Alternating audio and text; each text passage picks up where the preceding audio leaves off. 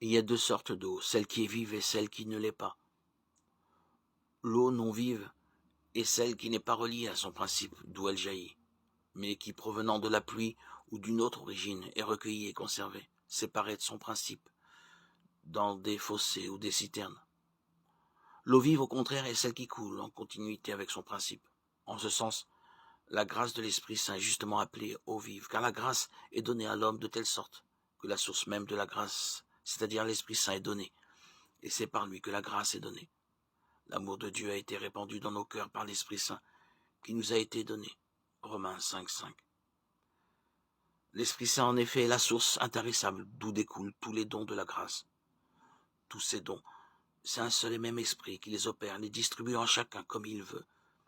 De là vient que si quelqu'un possède un don de l'esprit sans avoir l'esprit lui-même, il est une eau coupée de son principe, une eau qui est donc morte et non vive. La foi sans les œuvres est morte, Jacques 2,17.